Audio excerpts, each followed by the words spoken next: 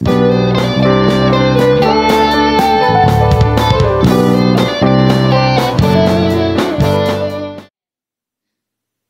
ng boses ko. Ayan. Yan. Pero yan. Yan, dito na muna tayo. Sa message natin ngayon ay spirit language. Yan, spirit language. Ito yung nakalagay, the greatest instrument of intercession. Yan, spirit language. Sabi nga sa Ephesians 6:18, and pray in the Spirit on all occasions. Yan, di ba, nakalagay. Pag sinabing niyang pray in the Spirit, di ba, yung, may mga nababanggit sa Bible na ganito, paki-next. Praying with the Spirit and praying in the Spirit. Ayan yung mga ibig sabihin niyan. Praying in tongues yung binabanggit doon, di ba? Na pag sinabing praying in the Spirit, yun nga yung pagtatangs natin. Praying in tongues. Tapos sa dulo ng verse, nakalagay sa kanina, di ba, yung paki-next. And pray in the Spirit on all occasions with all kinds of prayers and requests. With this in mind, be alert and always keep on praying for all the Lord's people. At sinasabi rin dyan na dapat nating ipag-pray, di ba, lahat ng mga tao. Ibig sabihin, marami tayong mga isasama sa prayer natin. Pero sabi nga dito, most Christians only know a small number of saints. Di ba, kunwari, pinapapray nga sa atin lahat ng mga tao. Pero di ba totoo naman, onti lang talaga yung mga kilala natin, mga pamilya natin, mga close friends, tsaka yung mga iba't nating mga kilalang mga tao.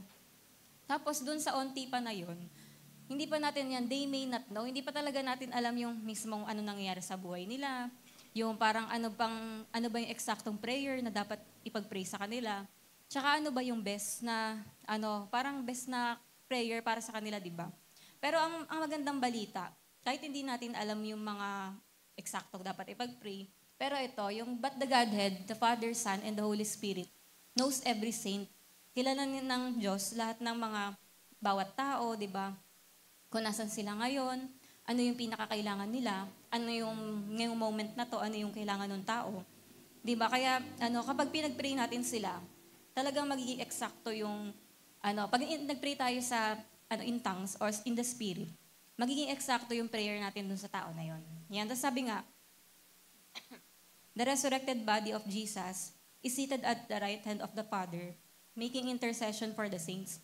Di ba si Jesus nakaupo na siyang katabi ng Ama? Ibig sabihin nun, kung katabi niya yung Ama, ang dali magsabi. Kunwari, Panginoon, may pinagpipray si Nicole sa akin. Sagutin mo to. Kasi nga, ang lapit niya na, di ba, sa Ama. Tapos sabi dito, yung in-intercede tayo ni Lord, di ba? Tapos sabi, but His Holy Spirit is within the saints, making intercession for them and through them. Pero yung Holy Spirit, nasa atin yon, di ba? Tinutulungan tayo mag-intercede para kaya pag nagtatangs tayo, hindi ikaw yung nagpe-pray, kundi si Holy Spirit nagpe-pray sa'yo. Di ba? Naintindihan nyo? Kaya, yun yung parang Trinity dyan. Tapos sa Romans 8:26-27,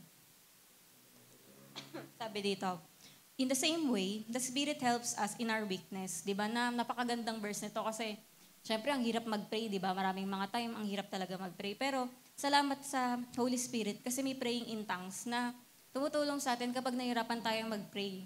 Sabi, we do not know what we ought to pray for. Hindi natin alam, parang minsan kahit ako, di ba, alam niyo naman ako, ang dami kong prayer list, dami kong, sa notebook ko, dami kong prayer, mga request, ganyan. Hilig ko gumawa ng ganon. Pero kahit ganon ako daming listahan, umaawat pa rin ako sa point na anong pagpe-pray ko, Lord, di ko na alam anong eksakto ay pagpe-pray. Di ba kaya, ang ginagawa ko, pag hindi ko na alam pagpe-pray ko, magtatangs na ako.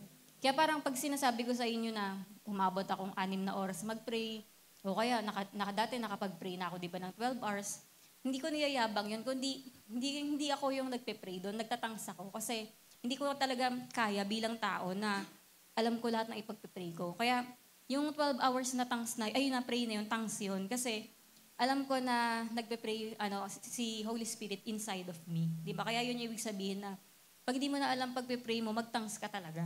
Sabi nga dito, ayan, kasi the Spirit, pakibalik, the Spirit Himself intercedes for us. Di ba? Na pinagpe-pray tayo ng Holy Spirit. Now, yung nakalagay dyan na true wordless groans. Naranasan nyo na yung ganong prayer, di ba? Yung hindi mo masabi sa words yung nararamdaman mo. Kaya, kagaya si Bea, yung ganon ni Bea, yung parang iyak niyang wangwang. Di ba? Pero, yon? naintindihan ni Lord ko ano yung sinasabi nung ganun niya, ganong groan, mga ano niya. Yan, pero tayo, hindi natin maintindihan, pero yung Holy Spirit, di ba, na nagpe-pray inside of her, naintindihan na yung nasasend yung prayer na yon. Meron sinasabi siya doon. And sabi nga, He who searches our hearts knows the mind. Yung Holy Spirit inside of us, alam niya yung puso natin, yung isip natin. Yung talagang kailangan, pati yung pinakakailangan ng tao na inilalagay sa will of God. Di ba yung prayer natin. Tapos sabi ni sa Romans 8:34, sabi dito, di ba na, si Jesus, Christ Jesus who died, more than that was raised to life. And nasa right hand siya of the Father, interceding for us. Di ba? Kaya alam natin na kapag minsan iniisip mo, Lord, nakakarating ba tong prayer ko? Naki-Jesus ka ba? Kung naki-Jesus ka, sure na nakakarating yung prayer mo. Kasi nandun nga si Jesus yung nag-intercede sa atin. Kaya nakakarating yung prayer natin sa langit kasi dahil kay Jesus. Siya yung nag-i-intercede. Tapos sabi dito, number 1, our spirit language prays from the mind of the Holy Spirit. Kaya di ba alam nyo, kung hindi kayo kaya ayun, nalulungkot ako talaga kapag nagpe-pray tayo. Tapos yung naririnig ko kayo mag-tongues, parang parang 10 minutes. 10 minutes lang, tapos biglang bagsak na. Alam niyo yung ganon? Kasi ako, siyempre, marami na ako natutunan tungkol sa power ng prayer ng tongues. Pagka naririnig ko na 10 minutes lang, biglang bagsak na, wala nang nagpe-pray, wala na ako naririnig na nagtatangs. Parang nalulungkot ako, parang feeling ko, ang hina ba nila ngayon? Parang gano'n. Kasi kapag talaga tayo na nagtatangs tayo ng marami, ibig sabihin, inaasa natin kay Lord yung parang lalo na OPM Kasi pag OPM, ang hirap talaga mag-pray, di ba? Pagod ka, dahil mo. Minsan inaantok ka pa. Pero tignan niyo, umasa kayo sa tongues, sa Holy Spirit. Di ba, makakayanan yung makasurvive, tapos magiging powerful pa, tapos nagre-rest ka pa habang nagpe-pray ka. Ganun din sa mga pag-prayer marathon, Thursday encounter natin. Pagka nagpe-pray talaga ako ng ganun, tongues talaga, kasi hindi ko kaya mag-survive ng matagal na hindi nagtatangs ganun. Kasi nakadepend ka, di ba, na Lord, basta alam ko nagpe-pray ka sa akin habang nagtatangs ako. Ganun. Tapos ma-explain pa natin yan mamaya. Kasi basta yung pagtatangs natin, galing siya sa mind of the Holy Spirit. Meaning, hindi siya walang kwenta. May galing siya sa mind ng Holy Spirit Ibig sabihin, ayun yung eksakto. Ito, yung kagaya balik natin sa verse, di ba, na the Spirit Himself, pakinext. The Spirit Himself intercedes for us through wordless groans. Kaya, yun, habang nagpe-pray ka ng in tongues, hindi mo alam kung ano yung sinasabi mo, pero alam mo na may ini-intercede yung Holy Spirit. Kaya kailangan magpatuloy ka lang. Sabi dito, to give utterance in tongues is not meaningless gibberish or senseless syllables. Halimbawa, pag nagpe-pray tayo, hindi mo alam kung ano yung sinasabi ng tongues mo. Pero di ba, tingnan nyo sa Korea, pag sinabi mong uni, ano yun? Uni lang yun, pero sister na pala ibig sabihin. Pag sinabi mong anyo, no na pala yun. Di ba? Pag sinabi mong ano pa ba? Yung parang halimbawa sa Spanish din, kunwari, pag sinabing mi amor, di ba, my love na yun. Parang ganon. Kaya parang, kung isipin mo, parang mga small na mga tunog lang. Kunwari, sa Hebrew, Abba.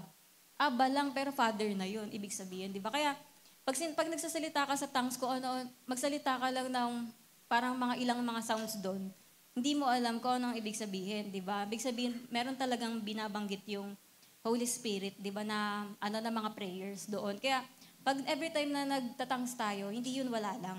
Sabi nga, the Holy Spirit's gift to the believer is a spirit language that can give utterance to all those who inner groanings with the spirit of a child of God. Kaya, regalo talaga ng Holy Spirit sa atin tong pagtatangs.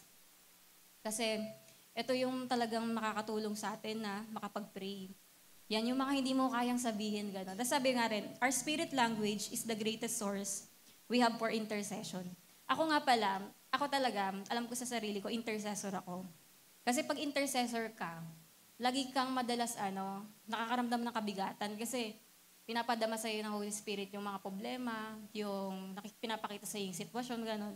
Tapos minsan sinasabi ko nga sa inyo, di ba, kapag nananaginip ako, alam kong may attack, gano'n, pinapakita na sa akin. Kaya, syempre, after kong pagising ko, magpe-pray talaga ako mabuti. Tapos meron kang kabigatan na ano. Kaya minsan, nami-misinterpret ako ng mga tao. Inisip nila seryoso ako masyado. O kaya parang inisip nila malungkot ba ako, ganun. Pero pag intercessor ka kasi, hindi ka magiging masaya hanggat di ka nagpe-pray. Na parang mabigat na may sinasabi sa'yo si Lord ay pag-pray. Tapos mawawala lang yung bigat na yon kapag nag-pray na ako. Kaya pero alam mo yon yung basta ganun maging intercessor. Yung parang, alam mo, yung hindi ka matahimik, pinapapray ka ni Lord. Na parang hanggat maramdaman mo yung peace, gano'n. Kaya may after ko mapag-pray yun, okay na ako, gano'n. Tapos yun nga, sabi dito, it's sa 1 Corinthians 2:16. Yung di ba yung we have the mind of Christ? Ano yung ibig sabihin nun? Sabi, the mind of Christ originates and flows from the inner mind of our spirit and not from our natural understanding. Yung mind of Christ na yon, galing talaga sa Holy Spirit yan, di ba? Hindi yan sa sarili lang natin. Sabi, then the truth and understanding can come into our natural mind from the Spirit of God within us. Yan, kaya, galing yun sa isip ng Diyos, di ba? Tapos sabi nga sa 1 Corinthians 2:14, yung kapag nagtatangs nga tayo, kasi nga, galing yung binibigyan tayo ng kaisipan galing sa Panginoon. Sa 1 Corinthians 2:14, only those who have the Holy Spirit with them can understand what the Holy Spirit means. Di ba? Kaya kapag ikaw, na puspos ka, di ba? Talaga naiintindihan mo kapag merong mga sinasabi ang Panginoon sa yung Holy Spirit. Pag nangungusap siya. Tapos sabi dito, yung mind of Christ daw, parang alam niyo yung hard disk o yung hard drive, yung SSD, yan, ganyan. Di ba, ano ibig sabihin ng mga hard drive? Di ba doon nakatago lahat ng mga files, di ba? Dami nating mga files na malalagay dyan. Ganyan din daw yung mind of Christ. Pag habang nagtatangs ka, nakakakuha ng information mula doon sa, dito sa hard drive. Parang binibigyan ka ng Panginoon ng mga downloads, ng mga revelation, ganun, habang nagpe-pray ka. Kaya pag nagpe-pray ka in tongues, nagkakaroon ka ng mga bagay na, basta yung mga ganun, mga galing sa Panginoon na mga message, may mga nadidiscover ka habang nagtatangs ka. Yan. Tapos, number 2, sabi dito, obeying and praying without knowing why. Yan, naranasan nyo na yung parang sinasabi ni Lord na mag-pray ka, pero hindi mo alam kung bakit.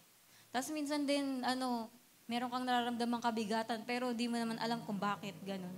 Yan, ito yon yung, sabi, when we are prompted by the Spirit to intercede, pag sinasabi ng Holy Spirit na mag-intercede tayo, mag-pray, we may not know for whom we are praying. Minsan, hindi mo alam sino ba pinagpipray ko, para kanino ba tong nararamdaman ko ngayon. Yan, tas why we feel such an urgency. Minsan nga, di ba, nagigising tayo ng madaling araw minsan, ganun. Yung pala, ginising ka ni Lord para mag-pray.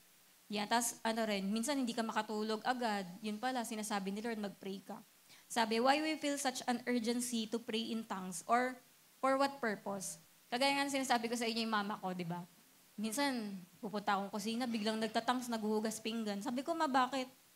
Sabi niya, wala, basta kasi si mama intercessor din yun.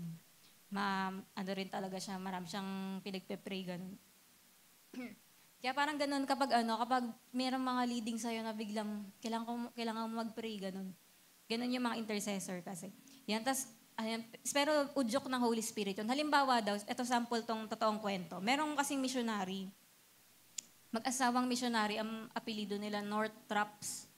Yan, missionary sila sa isang lugar na, nagpunta sila sa isang lugar na, talaga, uncivilized, yung parang gubat, sa gubat na yon o sa tribo na yon, wala pa talagang nakakapunta na missionary.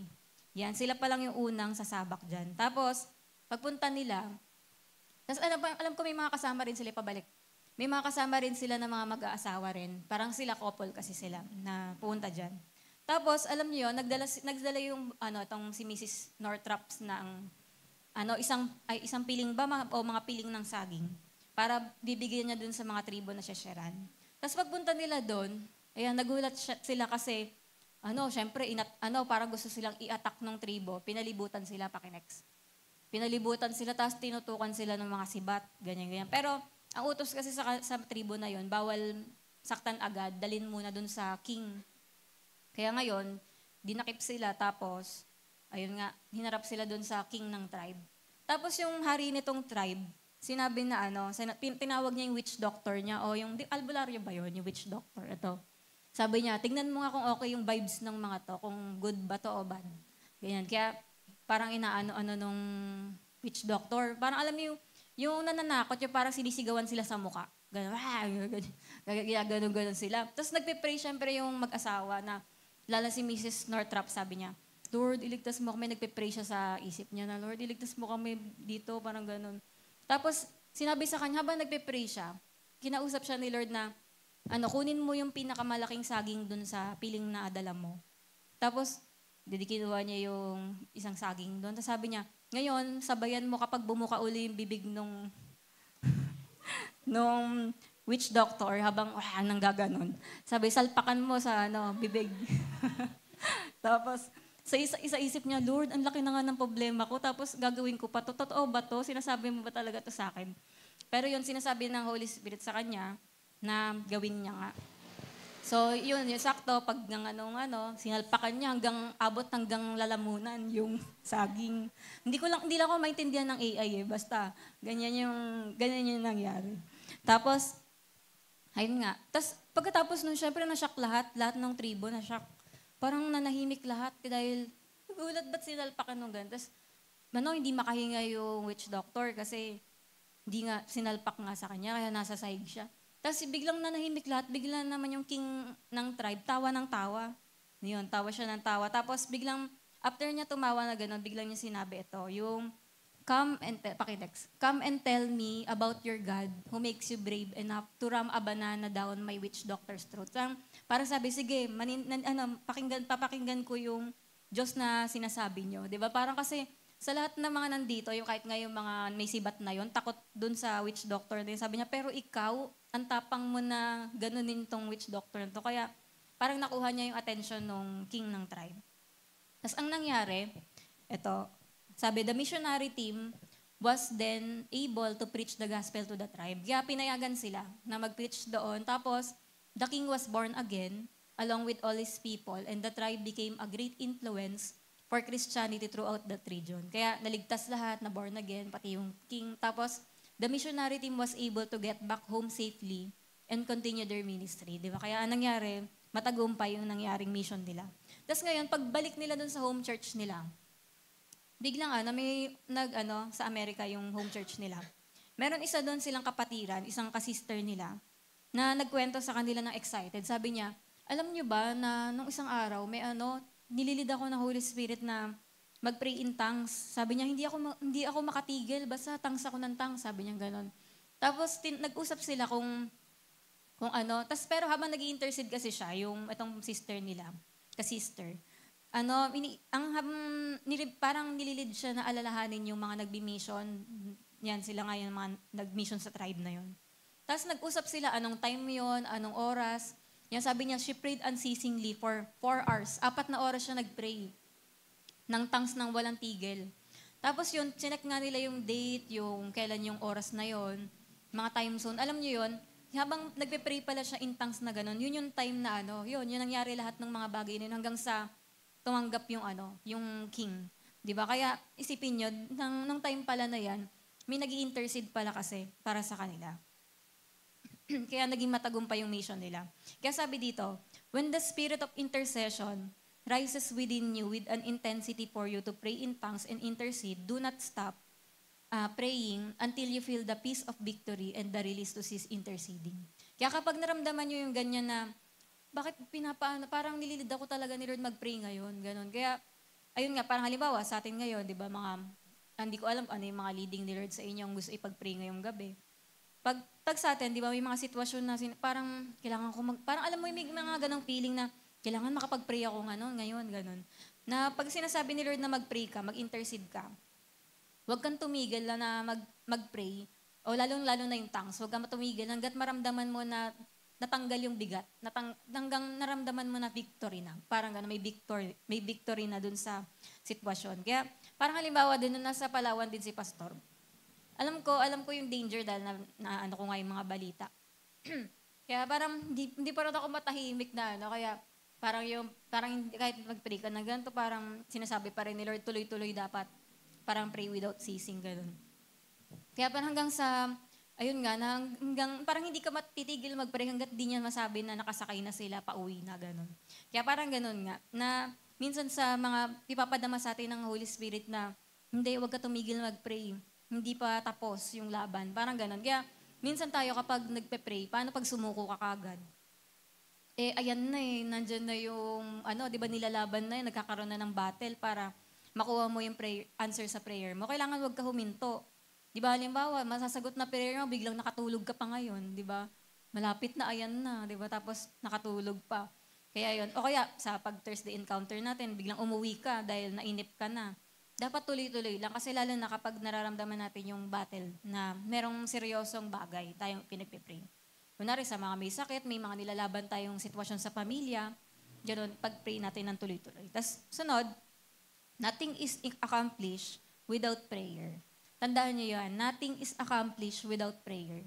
Sabi nga, nothing is accomplished on earth for the cause of God without someone somewhere first praying it into existence. Tandaan niyo, lahat ng mga meron dito sa mundo, kaya nagkaroon ng ganun kasi may nag-pray. For example, wow, naman tong mega church na to, may ganito silang ministry. Lahat ng meron sila, may nag-pray para doon. Kaya, nari sa atin, gusto nyo ba magkaroon talaga tayo ng malaking church? May mag-intercede ng mag-intercede. Lagi may mag-pray para doon. Gusto nyo magkaroon din tayo ng mga bus, ganon, magkaroon tayo ng mga parking lot, magkaroon tayo ng mga room. Ganon, lahat ng mga bagay na mga, magkaroon ng revival sa ganito, magkaroon ng salvation sa ganitong lugar, magkaroon ng outreach dito. Lahat yon ipinanganak dahil may nag-pray doon. Halimbawa, kahit kayo kahit ako, kaya ako naligtas, nakakilala kay Lord, may nag-pray para sa akin, para sa iyo. Di ba? Naalala niyo yung kunwari sa campus, nung kinikare group kayo, may nagpe-pray doon na, Lord, maligtas po si Jacel. Lord, maligtas po si Tenten. Di ba? May ate ka na nagpe-pray, may kapatid ka, basta talagang may nananalangin. Kunwari sa amin, kahit gano'n tigas ng ulo namin magkakapatid, pero may mama at papa kaming prayerful.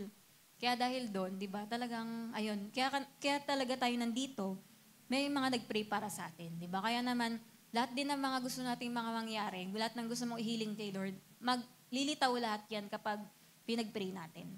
Sabi nga, God is continually looking for a person who will be instrumental in interceding for His saints. Kahit ngayon, di ba, alam niyo ba kung ba't kayo nandito ngayon? Kasi pinadala kayo ni Lord ngayong gabi. Kasi gusto ni Lord na mag-pray ka ngayon. Di ba? Kaya si Lord din, naghahanap siya lagi ng mga tao na mga magpe-pray na magpapagamit na, sino kaya? Kasi yung Holy Spirit, di ba, nagpe-pray siya inside of us. Ngayon, kailangan ng mga taong magpapagamit na sino kaya yung pwedeng maglaan ng oras, di ba? Pwede naman natulog na kayo ngayon, nananaginip na kayo ngayon, di ba?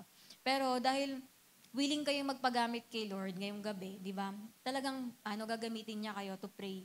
Dahil may gagawin siya. Kaya nga alam niyo yun, excited ako lagi kapag, kaya sinasabi ko sa inyo na, tuwing nakakakita ko na ang daming nagpe-pray sa church, talagang kakaiba yung tuwa ko. Ayun yung isa yung sa mga joy ko.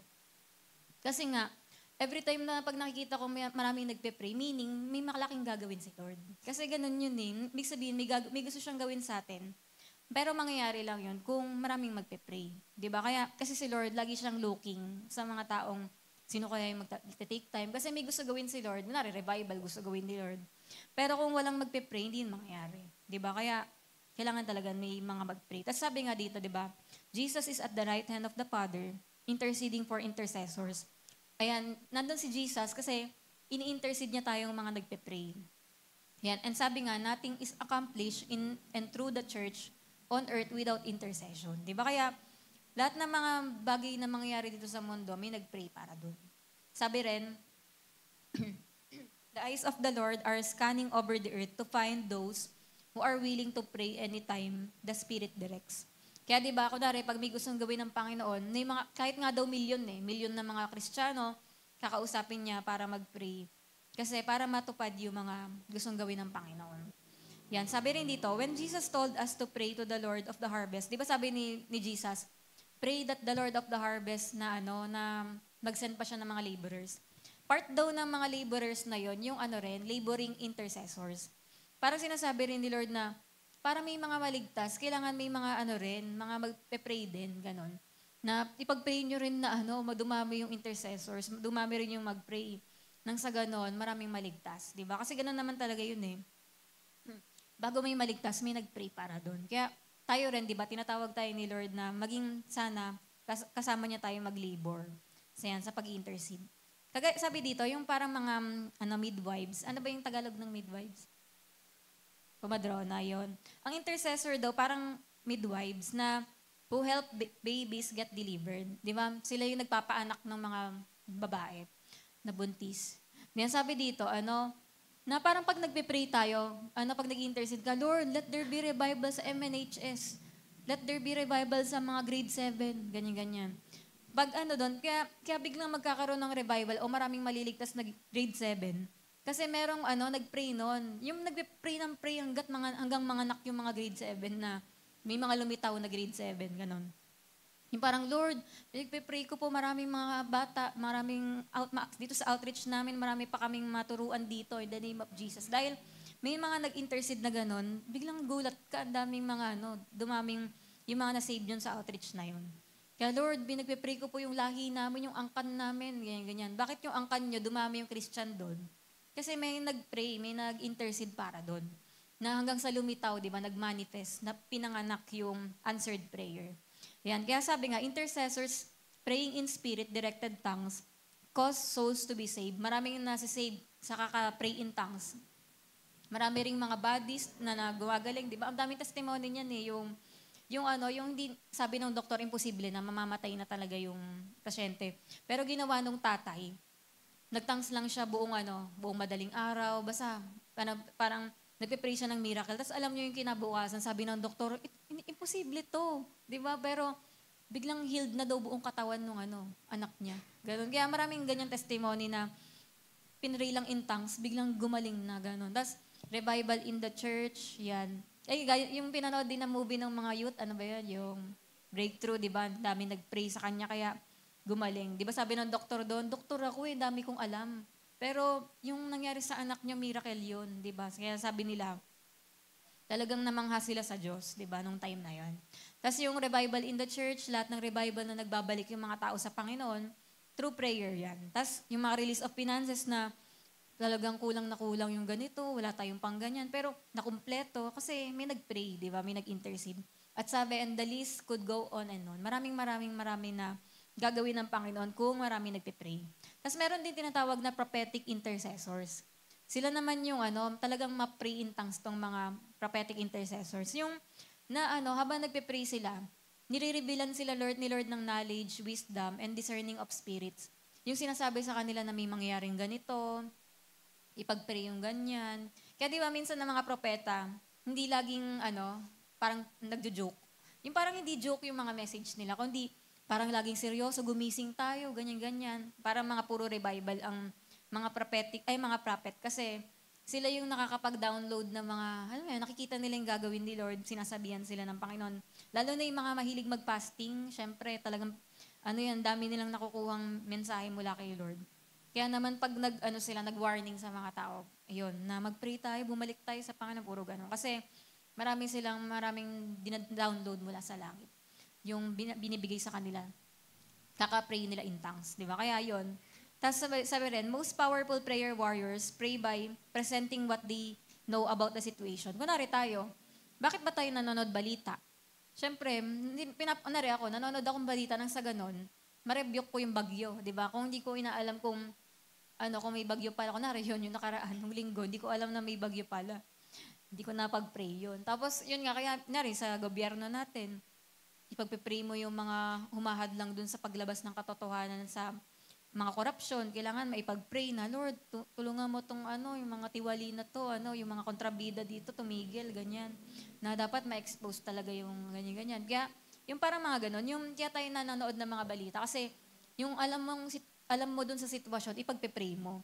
Na Lord, tulungan mo to, tong mga nagpapasagawa ng batas na ganito na hindi tama. Tulungan niyo po na hindi mangyari yung ganyan-ganyan. Sa halip, ganito, ganyan. Kaya yun. Tapos then they turn their matter. Ngayon, pagka sinabi mo na kay Lord, kunwari ako, nagawa ko na yung prayer list ko, wala na akong masabi. Pero parang feeling ko, hindi pa sapat. Kaya gagawin ko, magtatangs na lang ako, pinagpipray ko lang, kunwari, Philippines, na sabi ko na yung mga gusto ko sabihin sa Pilipinas. Tapos, wala na, hindi, pero alam ko, may kailangan pa akong ipag-pray doon na hindi ko alam eh. Kaya itangs ko yon yung Lord, ganyan, basta pinipipray ko po yung Pilipina, tangs lang ako ng tangs. Pero alam mo na hindi sayang yon. Every time na nagtatangs ka, hindi pwedeng walang kwenta lang yon. Merong, nagpipray yung Holy Spirit nang hindi mo maintindihan. Pero, alam mo na may pinagpipray siya, nagpapagamit ka. Tapos yun, kaya nalalagay sa kalooban ng Panginoon yung mga bagay. Tapos sabi din dito, if just 1 million of those would dedicate at least 30 minutes a day to the Holy Spirit for praying in their spirit languages, we could begin to change the world. Kung lahat daw talaga, magpipray lang ng 30 minutes a day kahit ganon, ng tongues every day, mababago daw yung buong mundo. 'Di ba? Kaya naman, tayo diba, dito sa church din, kaya ako gusto ko talaga mabuhay sana yung pagtatangs nyo. Parang nalulungkot ako na pag konti lang yung Kunwari, ay basta ganun, ang bilis mano. Kaya ngayon, yung challenge natin ngayong OPM, 1 oras tayo, timingan nyo sarili nyo. Kailangan maka 1 oras kayong nagtatangs kayo. Kung hindi nyo pa nagagawa yun. Kasi ako nga dati, nagawa ko yun. Kaya ako nakatagal ng 12-hour na prayer, ganun. Kasi tangs yung ginawa ko nun. Tapos yun nga, kaya sa atin, dapat ngayon maging challenge sa atin. Kahit 1 hour, magawa natin magtangs tayo ngayon. Tapos, yun, tapos pagpe-pray din natin, syempre, kung meron pang hindi nakakapagtangs pa sa atin dito. Tapos sabi nga dito, the harvest is truly ripe, but the spirit language intercessors are far too few. Di ba na, ang onte na iniisip ni Lord, gusto natin marami maligtas. Pero, yung mga nagpe-pray naman ng konti. Kaya yun, pag nangyari na dumami na yung nagpe-pray, naku po, sobrang daming harvest natin. Kaya di ba sinasabi ko na nga sa inyo, pag mga event, lalo na yung Hallowed Be Thy Name, fasting yan. Kung gusto nyo talaga na maraming maligtas, dumating yung mga in-invite natin, fasting, prayer and fasting. Talagang intercede natin mabuti. Tapos sabi rin, this is one way we fulfill the scripture that says, we are co-laborers together with Christ. Parang halimbawa sa yung mga taga-harvest, di ba, yung parang tagatulong na mag-harvest ng makuha yung mga prutas, gano'n, o kaya gulay. Tayo rin, gano'n, na nagiging co-laborers, katulong tayo, katrabaho tayo nila, kamanggagawa tayo ng Panginoon. Kapag nakikipray tayo, nakiki-intercede. Kaya ako nga, thankful ako sa inyo, yung mga sumasama sa amin dito mag-pray. Kasi, di ba alam mo yun, nagiging co-laborers tayo ng Panginoon. Kung may gustong gawin si Lord sa church, o sa bansa natin, sa Muntinlupa, nagiging kaisa tayo, 'di ba? Kapag nakikisama tayo sa prayer. Co-laborers tawag sa atin. Tapos number 4, sabi, Christ makes intercession with the saints. Yan. Nakakapag-intercede si Lord sa pamamagitan natin. 'Di ba sabi nga daw, paano 'yun? Paano kaya nagagawa ni Jesus na pagpe-pray niya lahat ng mga tao? Sabi nga daw dito, hindi lang si Lord mag-isa. Paki-next. Sabi, hindi lang si Jesus mag-isa, kundi ginagamit niya yung millions of mouth ng mga members ng body of Christ. Tayo yon, di ba? Na ginagamit pala ni Lord yung mga bibig ng lahat ng Kristiyano sa buong mundo para makatulong niya sa pag-i-intercede, sa pagpe-pray. Yan, kaya naman yon, the major way Jesus makes intercession is by His Spirit, making intercession through us. Kasi pag nagtatangs nga tayo, di ba? Meaning, si Holy Spirit yung nagpe-pray sa atin. Kaya tayo yung naging kasama ni Jesus na nag-i-intercede. Sabi rin dito, we are one with Christ, for he who is joined to the Lord is one spirit with Him in one body of Christ. Di ba tayo, isa na tayo kay Lord, kaisa tayo ni Lord. Sabi daw, we are one with everything that Jesus is and does. Si Jesus ba prayerful? Di ba? Oo. Tsaka dahil kapartner na tayo ni Lord, one na tayo ni Jesus, meaning ikaw din. Inaasahan ka rin niya, natutulong ka sa Kanya na mag-pray. Kasi intercessor si Jesus, dapat maki-intercede din tayo kasi ayun nga yung ginagawa niya.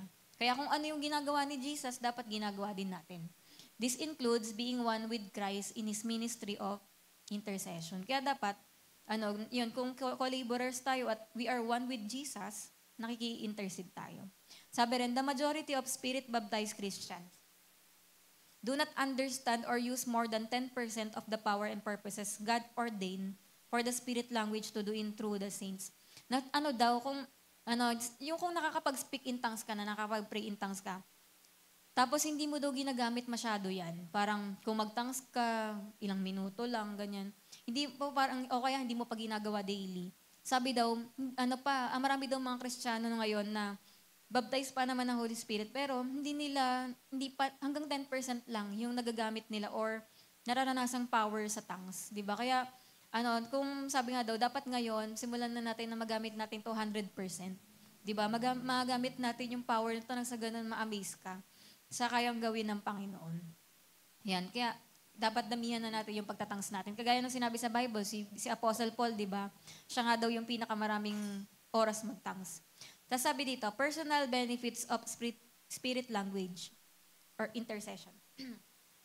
Ano naman yung mga personal na benefits ng pagpipray in tongues? Una, ayan, marami pero ito, una, devotion and worship enhance. Yan, yung devotion natin kay Lord, pati yung worship natin, mas lalong nagiging maayos o mas lalo tayong nagiging malapit sa Panginoon. Sabi, the Holy Spirit fully knows the deepest longings and desires of our spirit. Siyempre, sino pa bang nakakakilala sa atin ng lubos, di ba, kundi ang Panginoon. Kaya si Holy Spirit na nasa atin, alam na alam, kunwari, hindi mo alam kung ano pagpipray mo sa sarili mo. Pag nagtangs ka, yung eksakto na nararamdaman mo, pinagpipray niya. The Spirit makes intercession to God for us through the Spirit language that He gave us. Di ba? Kaya, perfect yung prayer ng tongues kasi pinagpipray niya yung eksaktong laman ng puso mo at saka isip mo.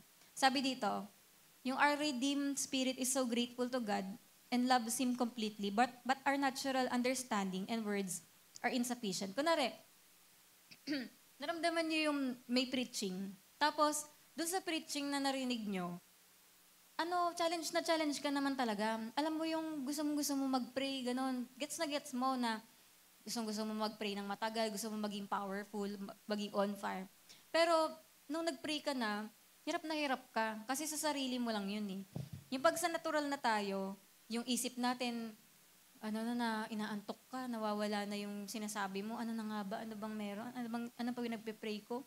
Tapos minsan pag nakapag-pray ka na, kulang. Yung parang, wala na akong masabi, ano pa ba, paano ba tumagal sa prayer, ganon.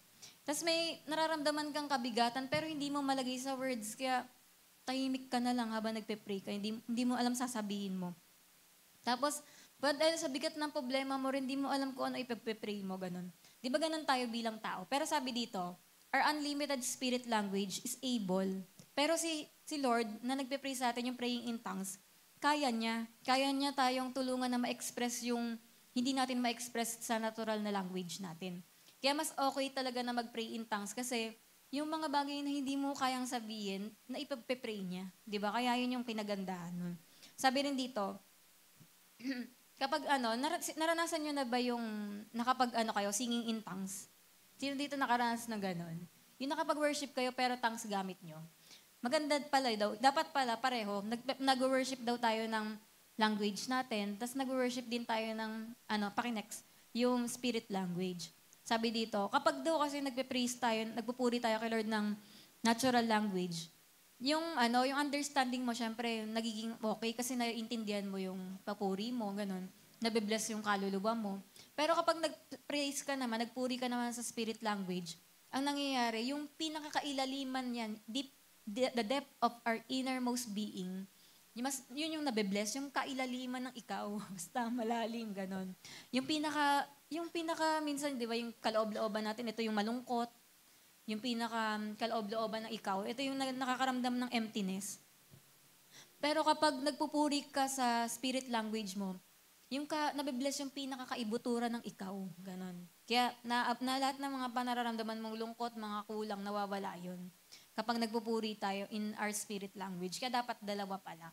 Yan. Tapos, sabi rin dito, yung, di ba dun sa Pentecost, nung bumaba yung Holy Spirit nun, di ba sabi ng mga, may mga nakakarinig ng mga language nila, di ba? Sabi, the disciples were speaking of the wonderful works of God. Hindi nila naintindihan, di ba, kung ano yung tinatangos nila. Pero nung sabi ng mga nakakarinig na ng language na yun, sabi, nagsasalita sila ng mga wonderful works of God. Kaya tayo rin, kapag nagpe-pray in tongues tayo, akala mo, ganun lang sinasabi mo. Pero, hindi mo alam, nagsasalita ka ng mga, yung mga wonderful works of God na hindi mo lang naintindihan, pero yung Holy Spirit, may mga dinedeclare siya at may mga bagay na binebless siya sa buhay mo o mga pinagpe-pray. Sabi din dito, most Christians do not know what to say when lifting their hands. Kapag nagpupuri na tayo, anong totoong tayo? Nahihirapan na tayo, di ba? praise the Lord, glory to God, ano pa ba, hallelujah, ano pa ba? Parang gano'n, wala ka na masabi, di ba?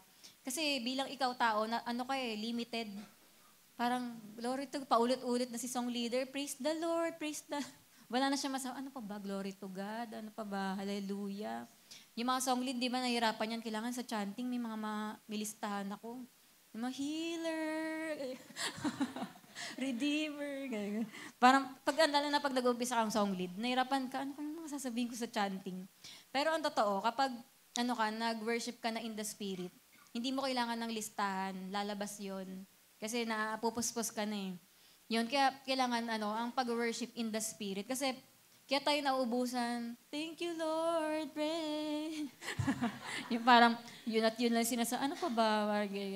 Parang napapansin mo sa sarili mo, 3 salita lang sinasabi ko. Yan, kasi nga, limited tayong tao. Pero sabi nga, pakibalik.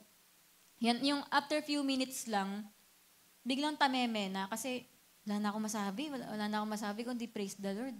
Yan, pero sabi nga, however, our spirit language has an unlimited means of expression. Yan, pero pag napuspos ka, naku po, napakadami, di ba? Naranasan ko rin yung ganon, pag sa song lead na, grabe, dami kong nasabi, di ko matandaan yun. Ganon kasi, na yun nasa in the spirit na. Hindi dati natandaan ko nung unang mga nagsosong lead ako, may papel talaga ako. Nilista ko yung mga names of God na pwede kang banggitin pag nagcha-chanting. Kasi kabado ako, wala ba sabihin, wala na akong mabanggit, kundi praise the Lord lang ako o hallelujah. Kaya yung nilagay ako na kailangan pag chanting may mga mabanggit ako. Nakalista talaga yun sa notepad. Tapos yun, habang tumatagal, yun, naging totoo na hindi na ako peke. Peke lang yung mga una ko. Kasi nga, di pa ako marunong. Tapos yun, nung natuto na ako, wala na akong paki din sa mga tao. Parang dati, man pleaser, di ba na kailangan, masabi nila anointed ako, ganun. Yan, pero yun, pag talaga ng Holy Spirit na, iba na. Hindi ka na peke, talagang nakaasa ka na sa flow ng Holy Spirit. Tapos, ayun din, sabi dito, worshiping with our spirit language is one of the main ways of worshiping God in spirit. Kaya gusto mo talagang ma-sure na nag-worship ka in spirit, magtangs ka. Yun talaga kasi, alam mo yun, papupuspusin mo yung sarili mo ng Holy Spirit. Kaya doon na magiging natural na yung pag-worship mo. Tapos pangalawa, sa mga personal benefits, yung spirit praying is always in the will of God. Siyempre, kapag nagpe-pray ka in tongues, siguradong yan, nasa kalooban ka ng Diyos. Yung pinagpe-pray mo. Sabi dito, probably, the only time we can be assured that we are praying 100% in the will of God is when we are praying in our spirit language. Kapag nagtatangs ka, ayan ang sure na nasa kalooban ng Diyos na prayer. Kasi God always answers requests that are made in alignment with the will of God. Di ba sabi sa 1 John 5:14-15, kapag nag-pray tayo, next, ng according sa will of God, sasagutin ni Lord yung prayer natin. Kaya, alam nyo ba, kapag tangs kayo ng tangs, magugulat kayo, ang dami yung answered prayers. Up to na rin ngayong gabi, ang dami niyong tinangs ngayong gabi na to. Hindi na yung magugulat kayo, ba't ganun? Sabay-sabay yung sagot ni Lord sa prayer mo. Kasi tangs yan eksaktong prayer yan na sinasagot ng Panginoon. Tapos sabi rin, for example daw, nagpe-pray ang isang tao na, Lord, pasikatin mo ako, maging valedictorian ako, maging top 1, ako yung maging pansinin ng mga tao, ako yung maging sikat sa araw na to, sa mga gagawin po namin. Yan, parang alam mo yun, pag yung isang tao, nagpe-pray na siya na popularity, recognition, biglang pag nag-pray na siya in tongues, alam niyo yung mangyayari, nililid siya ng Holy Spirit na maging humble. Yan, nababago. Ibig sabihin, yung unang prayer niya nasa sarili, natural. Lord, sumikat ako, gumaling ako mapansin ng tao, palakpakan ako, ganito, ganyan, purihin ako ng tao. Pero after mong mag-tongues, binago na ni Lord yung puso mo. Sinasabi niya sa'yo, ay Lord, tulungan niyo po ako maging humble. Tulungan niyo po ako na ibigay yung glory sa'yo, ganyan, ganyan. Parang nakontento ko na, ay Lord, hindi po pala yun yung gusto ko, ganun. Kaya habang nagtatangs ka, binabago kasi sabi dito, the Spirit may know that pride is beginning to form in. Kasi parang nakikita ng Holy Spirit na nagbumubuo na sa puso mo yung yabang. Kaya naman, alam niya, di ba, na mapapahamak ka kapag naging mayabang ka. Kaya, therefore, nag-intercede si Holy Spirit sa'yo para, hindi ka mapahamak, ganun. Kaya sa atin, di ba, ilang times din na ang dami kong pinagpe-pray sa natural prayer ko. Pero nung nagtangs na ako, pagbangon mo dun sa kinaluluhuran mo, binago na ni Lord puso mo, na hindi pala. Parang, Lord, galit ako kay ganito, lalo na pag may kagalit ka. naaway ako na gano'n, masagasaan mo siya ng ganyan. Yung parang ang dami mong pinagpe-pray na, dapat tulungan mo muna pamukha mo sa kanyang ganito siya. Pero na after mo magtangs-tangs, ay Lord, okay na pala yun. Ako na nga lang magsasorry. Ganun. Parang ilang times na gano'n na talagang, ako, galit na galit talaga ako, gano'n. Pero sa dulo, after ko mag-pray, sinasabi ni Lord sa akin, na kahit hindi ikaw yung mali, mag-sorry ka. Ganon. Ilang beses ko yung ginawa. Na para maging okay na lang, ako na lang lagi nagsasorry. Ganon. Kasi ayun yung nagagawa ng prayer na ako sa sarili ko, bahala ka kung may kasalanan. Pero yon pag nag-pray ka na, wala kang magawa, biglang binabago ni Lord yung heart mo. Yan. Tapos yung mga taong sasabi mo, kakaasar na tong tao na to, hindi ko napapansinin to, tsaka hindi ko natatanggapin to. Ganon, ganon. Pero pag nag-pray ka, dumating yung tao na yun, naawa ka naman, ganon, okay na nga yun. Ganon. Parang ganon. Na binabago ka ni Lord sa pagpe-pray mo, na nawawala yung mga alam niyo yun, yung mga natural na tayo. Tapos sabi nga sa Jeremiah 17:9, di ba, yung heart natin is deceitful above all things, di ba? Pero sino ang makakakilala ng laman ng puso natin? Si Lord lang, di ba? Sabi niya, I the Lord, search the heart, I test the mind.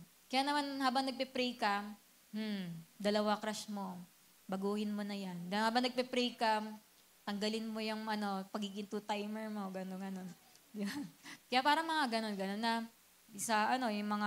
yung habang nagpe-pray tayo, nakikita ni Lord na ito, nagpapanggap ka na ganito, tanggalin mo na yan. Yung mga gano'n. Kaya habang nagpe-pray tayo in tongues, talagang laki ng binabago sa atin. Pangatlo, spirit language, helper, comforter, intercessor, and faithful friend. Di ba? Alam niyo ba, yung pagtatangs niyan, magiging helper, comforter, yung intercessor, and faithful friend, ang Holy Spirit. Sabi dito, we should greatly appreciate our gift of the Spirit.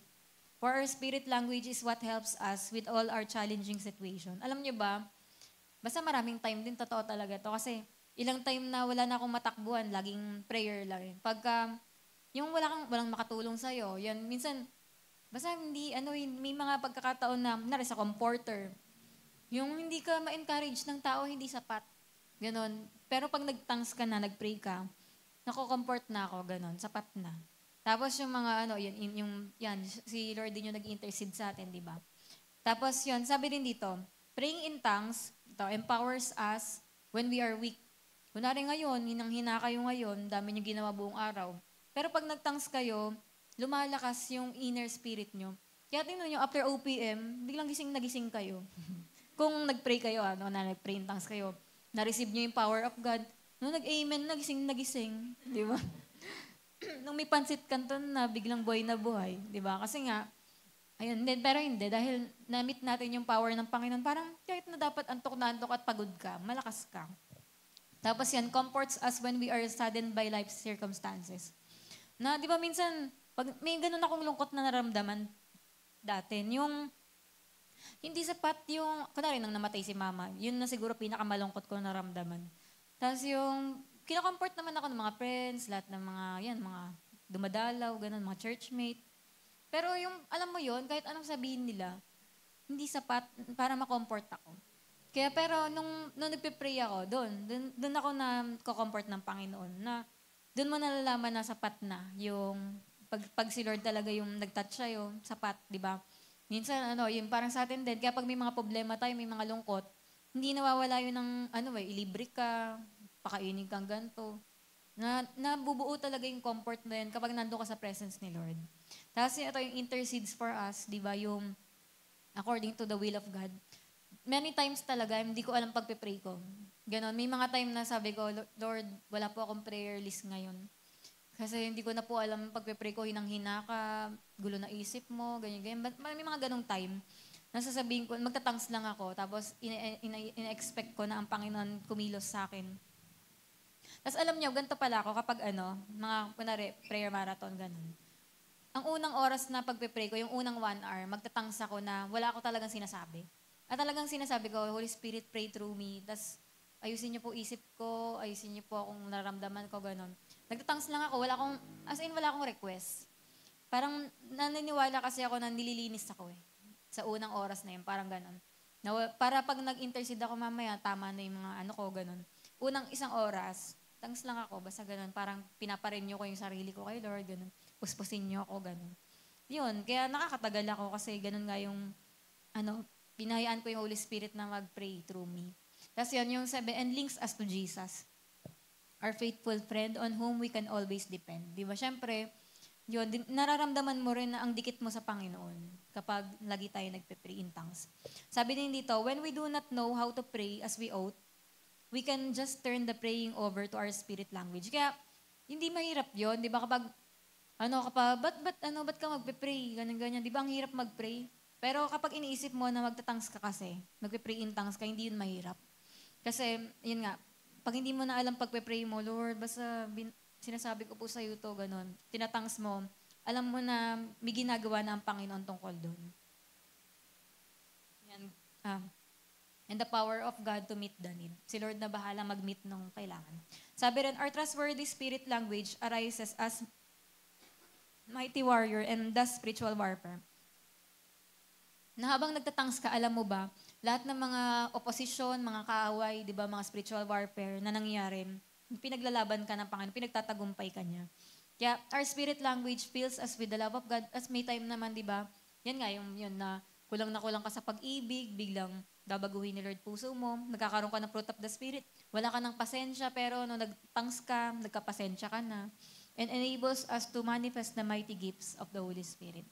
Na yun, anointed yung mga pagganap natin kasi napuspos tayo.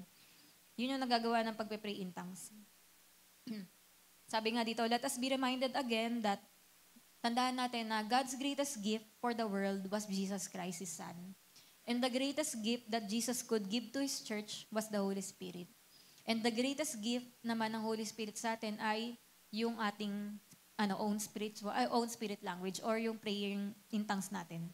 Di ba kunwari dito sa church, may naririnig ka ditong parang Chinese yung ganun yung tongues. O parang Taiwanese.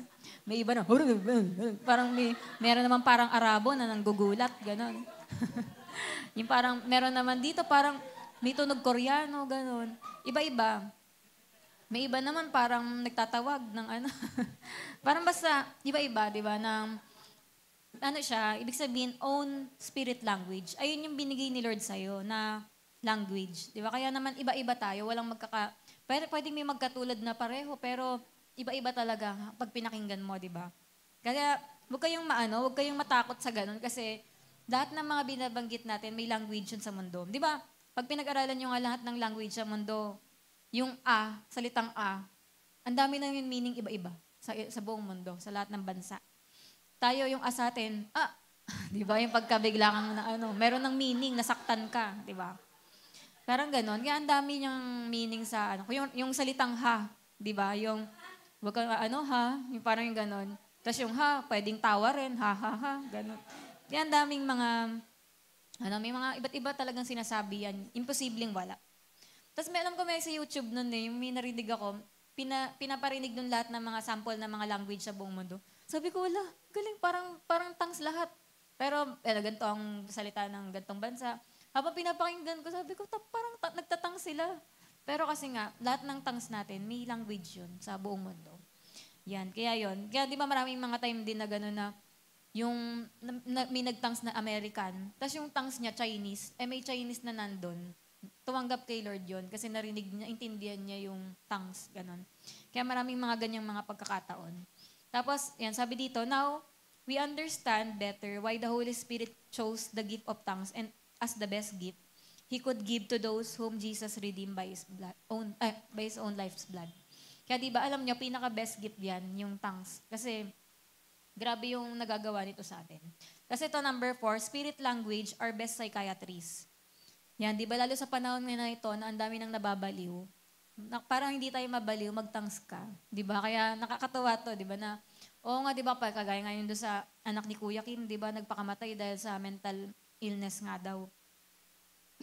Imagine niyo yung mga, di ba, yung parang mga daming nadadamage na mga isip ngayon. Pero, di ba, minsan may mga problema din tayo na feeling mo, matino pa ba ako? Ganon, parang isip mo, okay pa ba ako? Dahil sa mga problema o mga bagay sa buhay natin. Pero, ayan, alam nyo ba yung spirit language natin, mapapanatili ito sa ating matino. Sabi nga daw dito, nung time ng charismatic movement, nung 1960s and 1970s, Marami daw mga professional na psychiatrists ang naka-receive ng gifts of the Holy Spirit o yung pag-speak in tongues. Tapos ang ginawa nila, ano, ano yan, yung inanalyze daw nila yung mga nag-speak in tongues, ano daw yung nadudulot sa tao nun, sa mga individual believer. Tapos, they not only evaluated what it did, kundi i-interview pa nila yung mga nag-speak in tongues din.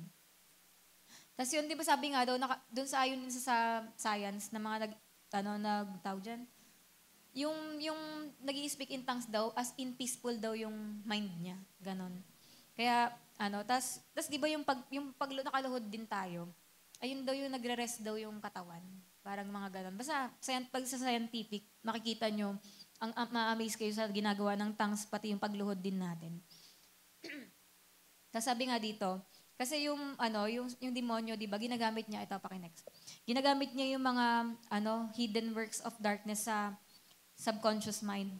Yung kaya yung dahil sa mga trauma of the past, fears, hurts, tsaka secret sins, yung mga ginagamit ng kaaway yan para i-torment yung mga tao ng negative, yun yung mga negative things. Ayan, para hindi natin ma-enjoy yung presence ng Panginoon o yung mga, para hindi makilala ng tao si Jesus talaga. Yan, kaya naman yan, sabi nga dito ng mga psychiatrists, what can 30 minutes of spirit language praying do? Sabi nila, kung yung mga pasyente daw nila, ng mga nababaliw o may mental illness, kung magpe-pray daw in tongues ng 30 minutes every day, for 30 days, hindi na daw sila kailangan makipagkita sa mga psychiatrists. Kasi titino talaga agad yung utak nila. Diba? Kaya naman isipin nyo yun, pagka pala nagtatangs tayo lagi, tumitino yung isip natin. Diba?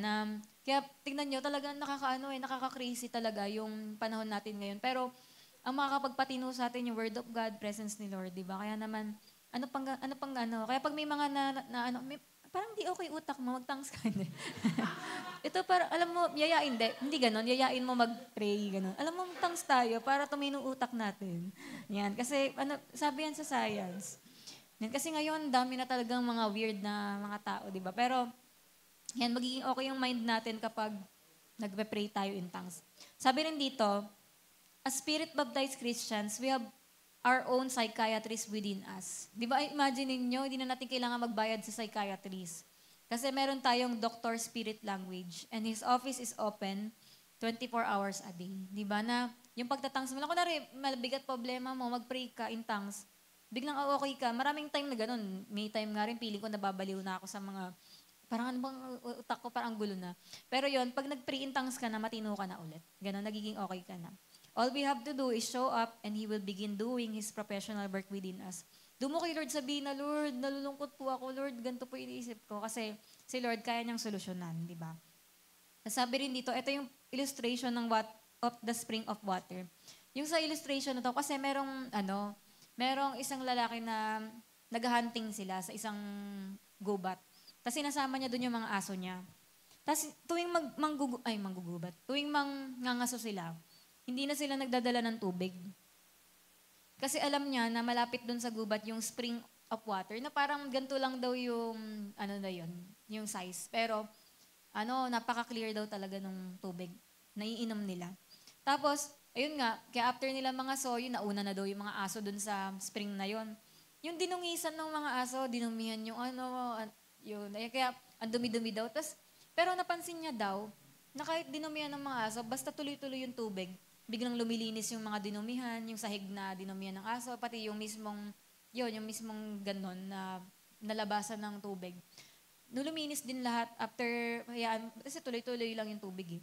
Kaya sarang na-realize niya daw doon na speaking in tongues is like the fresh water flowing up from within the earth and out through the mouth of the spring. It washes away all the dogs of life have caused to clutter and muddy our lives. Na lahat ng mga dumi sa buhay natin, nalilinis pag nagtatangs tayo. Nililinis ni Holy Spirit. And yung parang nare-refresh ka, ganun. And as we keep praying in our spirit language, habang nagpe-pray in tongues ka, the river of life keeps flowing until everything is gone that was polluting the pure water of our souls and subconscious minds. Kaya yun yung sinasabi ko sa inyo na unang oras ko ng pagpe-pray, yung nagpapalinis ako, ganun. Parang ganun, kasi ganun yung na-imagine ko na nililinis talaga ako ng habang nagtatangs ako. Yan. Tapos sabi nga, there is great psychological benefit to a Christian who prays much in their spirit language. Di ba? Kaya alam nyo yon, ganun tayo nalilinis kapag nagtatangs tayo. Sabi, praying in tongues gives direction. Yan, may kwento naman dito. Ang pangalan niya, Nadia, 11 years old. Tapos may autism siya. Tapos isang araw, nag-bike siya. Tapos pinarada niya lang sa isang shop yung bike niya. Tapos yun, nag-adventure siya mag-isa. Nagpunta siya sa gubat na masyal. Tapos yun, hindi na siya matagpuan kung nasan. Tapos ngayon, may mga professional na rescue team, hinahanap siya doon sa buong gubat. Delikado pa naman daw doon kasi ang dami daw doon mga buhaya. Talagang yung area na yun, puro mga buhaya. Kaya sabi dito, hindi talaga mahanap ng mga ilang araw na. 4 days nang hinahanap nung rescue team. Tapos meron ang pangalan, James. Yung James na to, ka-churchmate nila. Tapos parang nagkaroon siya ng burden na ipag-pray yung Nadia, ganon. So nag-pray siya sa church, sabi niya, Lord, tulungan niya. Nagtatangs lang siya. Tulungan mo po na mahanap na to po si Nadia. Tapos nililid siya ni Lord na pumunta sa gubat. Tapos parang may background kasi siya, parang military din siya dati. Kaya nagsuot siya ng mga parang ready talaga. Siguro yung mga itsura, mukhang may mga dahon-dahon siya, ganun. Tapos yun, nagpunta siya doon sa gubat. Tapos, habang nandun siya, habang naglalakad siya, nagtatangs siya. Tangs pa rin siya ng tangs na, Lord, tulungan niyo po ako. Saan dito? Tapos alam niyo yun, basta tangs lang siya ng tangs, nililid siya ni Lord kung saan siya pupunta. Tapos yun, nakita niya nga, si Nadia, na kung hindi niya pa natagpuan nung araw na yon, patay na yon, mamamatay na yun. Tapos yung area pa na nandun si Nadia, talagang doon yung pinaka-lugar ng mga buhaya. Kaya yun, tapos ginawa niya, may dala kasi siyang tissue, yung lalaki, si James. Ginanon niya yung tissue tapos winawagayway niya doon umakit siya sa puno para makita siya ng mga rescue team kasi talagang ang hirap matagpuan ng area nila. Tapos yun, sabi ng mga rescue team, ilang araw na namin hinanap, hindi namin makita. Ba't ikaw? Paano mo nakita? Tapos sinabi niya nga na nagpe-pray siya. Kaya niya nakita. Kaya isipin nyo na totoo, diba? Praying in tongues gives direction. Marami pang testimony na ganyan. Na sabi nga daw, pakinext yan, kung si Nadia ay hindi natagpuan nung araw na yon, patay na siya. Pero sabi dito, but someone dared to pray. Pero may nagpray para sa kanya, kaya naman nangyari? Naligtas siya. Diba? Kaya sa atin may mga iba't ibang sitwasyon din na pwedeng ikaw yung gamitin ni Lord para mag-intercede sa isang sitwasyon, isang tao, ganun. Pero kailangan magpagamit tayo kay Lord na mag-pray tayo. Kaya ito na yung conclusion, make a dedication. Sabi nga, yung spirit language natin, di ba, binibless tayo nito, body, soul, and spirit. Ang pagpe-pray in tongues, para siyang charger na, yun, parang battery ng cellphone, di ba, na lobat, pero pag chinarge, okay na ulit, pang makagagamit mo ng matagal. Ganon din yung speaking in tongues, na china-charge niya yung spirit natin para talagang, tayo, makareceive ng hydroelectric power, di ba? Parang ganyan, para magkaroon tayo ng powerful na buhay. Sabi nga rin dito, the spirit language gives strength to our body by flooding our soul with joy of the Lord, which is our strength. Kaya diba talagang na pag nagpa-pray in tongues tayo, nagiging masaya tayo, masayahin, diba? At kasi nilalagyan tayo ng joy. Tapos it blesses our soul with all of its psychological benefits. Pati utak natin, nare-refresh pala, nagiging matino tayo. Tapos the Holy Spirit's gift to us is ready to do so much more for us than we ever give Him opportunity to do. Di ba? Kaya, at ang dami-dami pang gagawin ni Lord. Sabi nga rin, we are living now in the last days. Di ba? Alam natin, nasa huling araw na tayo. And the Holy Spirit has been commissioned to intensify His work with His saints. Ang dami rin gustong gawin ng Panginoon sa atin, pero kailangan ni Lord ng mga intercessors para mangyari yung mga bagay na yun. There will be more and more supernatural works of the Holy Spirit in and through the saints. Jesus is looking for those who will pray much in tongues, hear the voice of God, and obey the promptings of the Spirit within. Kaya sabi nga sa dulo, make a dedication now to be more sensitive to the Spirit and pray in tongues more than ever before. Di ba? Kaya naman yun. Kaya di ba ngayong gabi na to, ngayon na tayo, orasan natin 1 hour, dapat tayo makapag-tongues din ngayon. Tsaka yun, i-train nyo na rin yung sarili nyo na lagi na kayo makapag-pray in tongues. Nung everyday magagawa nyo to, grabe. Di ba, maraming pwedeng magawa ang Panginoon sa buhay natin, sa church, sa pamilya natin, sa lahat. Di ba, sakop ng lahat. Kaya naman nawa ngayong gabi na to ay maging co-laborers tayo ni Lord, di ba? Sa pag-i-intercede. Yan nga.